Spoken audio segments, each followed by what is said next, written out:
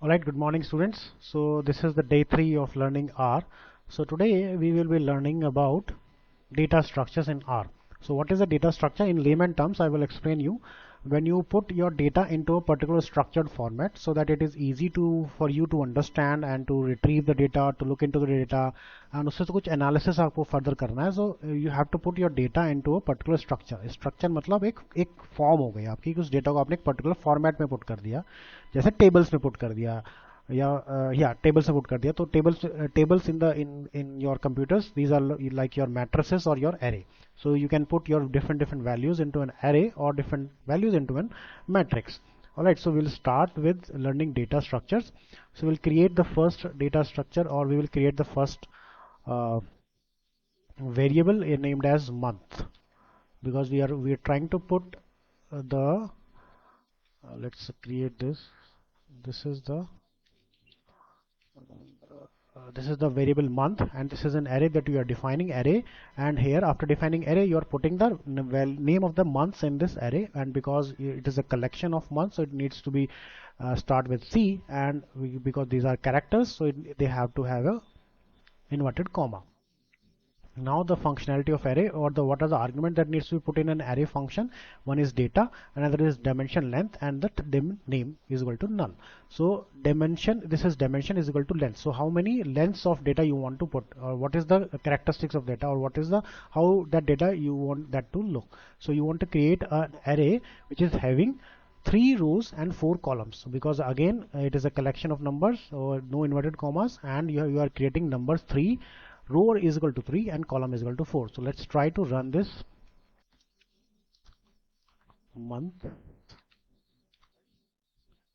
Let's try to run this. So here you can see you are getting 3 rows and 4 columns, and January, February, March, April, May, June, July, August, September, October, November, December. The total 4 are covering.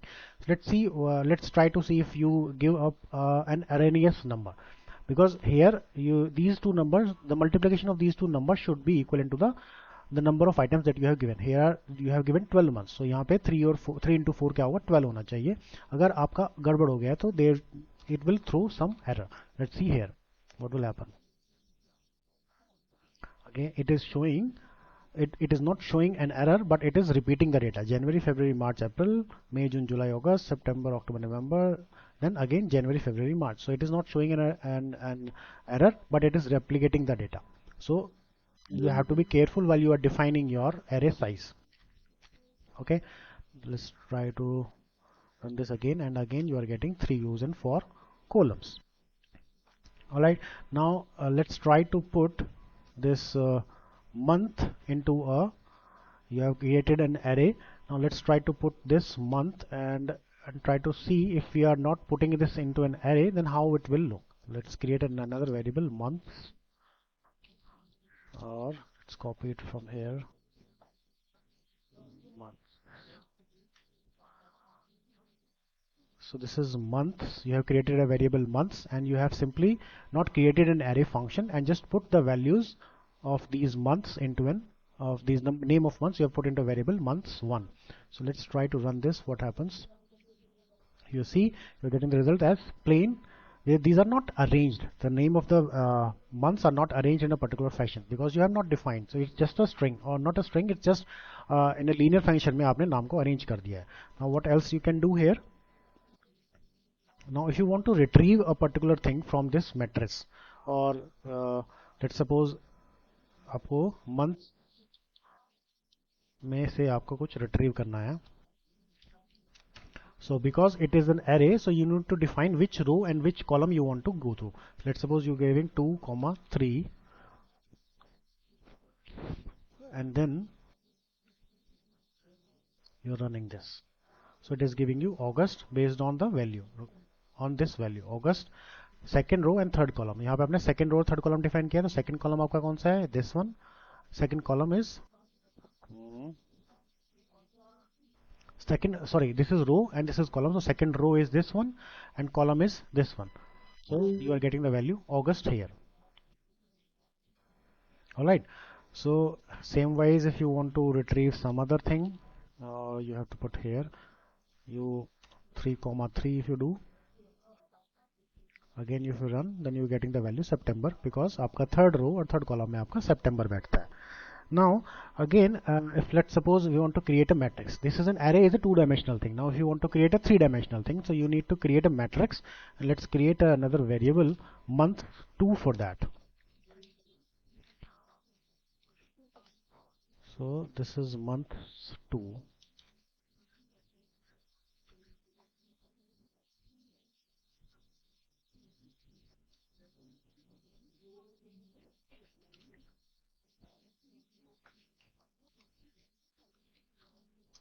So now you have created another variable months 2. उसमें matrix function आपने use किया है. उसका matrix के function की आपकी जो arguments जो उसमें पुट करने पड़ते हैं, उसमें as you can see here also.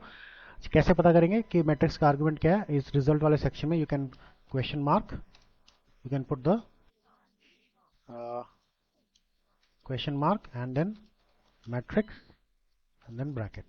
So you will get the values here. What is the description of this function? So you need to put a data, you know, number of rows, number of columns, by rows, dimension name, null. So this all needed is to put. So you have defined matrix and data. You have defined this characteristics or the name of the months in a C with C, because it is a collection of names.